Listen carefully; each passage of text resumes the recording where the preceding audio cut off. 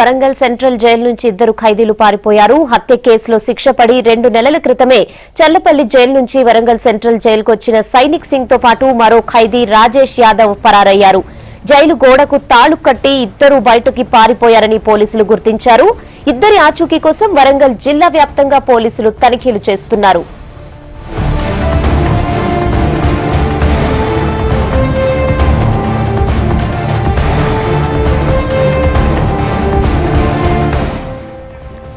Warangal central jail నుంచి ఇద్దరు ఖైదీల పరారీకి సంబంధించి మరిన్ని డీటెయిల్స్ కృష్ణమోహన్ అందిస్తారు. కృష్ణమోహన్, జైలు నుంచి ఖైదీలు ఎప్పుడు పరారయ్యాయి, దీనిపై జైలు అధికారులు ఏమంటున్నారు?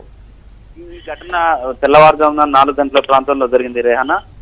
ఈ మొత్తం ఒక బ్యారక్ లో 3 ఖైదీలు ఉన్నారు. అందులో ఇద్దరు సైనిక్ సింగ్, రాజేష్ యాదవ్ ఇద్దరు కూడా తప్పించుకోవడం జరిగింది.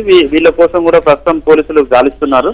మొత్తం జిల్లా సరిహద్దుల్లో కూడా నాకాబందీ నిర్వహిస్తున్నారు. రైల్వే స్టేషన్లు, పోలీస్ స్టేషన్లు, ఇతర పోలీసులను కూడా అలర్ట్ చేయడం జరిగింది. సమీప పోలీస్ స్టేషన్లను వాళ్ళని కూడా అక్కడ రహదారులను కూడా దిగ్బంధం చేసి వారి కోసం గాలిస్తున్నారు. ఈ ఘటన తెల్లవారుజామున 4 గంటల ప్రాంతంలో జరిగింది.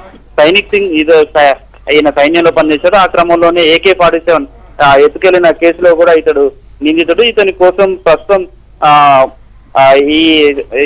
ఇతను చెల్లపల్లి జైల్లో ఉన్నాడు. అదేవిధంగా రాజేష్ యాదవ్ కూడా రంగారెడ్డి జిల్లాలో జరిగిన ఒక హత్య కేసులో నిందితుడు.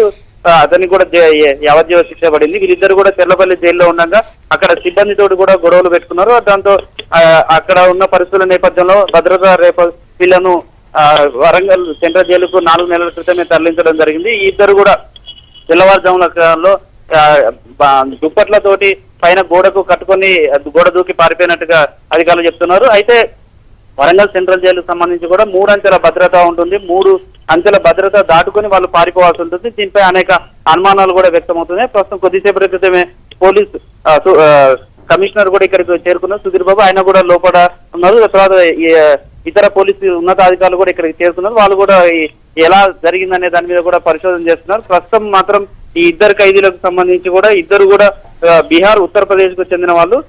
గతంలో వీళ్ళపైన అనేక నేరాలు కూడా ఉన్నాయి. అయితే ఇందులో సైనిక్ సింగ్ సైన్యంలో పనిచేసినప్పుడు కూడా రాజేష్ యాదవ్ మీద సంబంధించి కూడా వీళ్ళిద్దరి మీద కూడా అనేక కేసులు కూడా ఉన్నాయి. వీళ్ళు గతంలో కూడా పారిపోవడానికి రాజేష్ యాదవ్ ప్రయత్నం చేసినట్టుగా చెప్తున్నారు. ప్రస్తుతం జైలు అధికారులను కూడా కొంతమంది సిబ్బందిని కూడా పోలీసు అధికారులు విచారిస్తున్నట్టుగా తెలిసింది.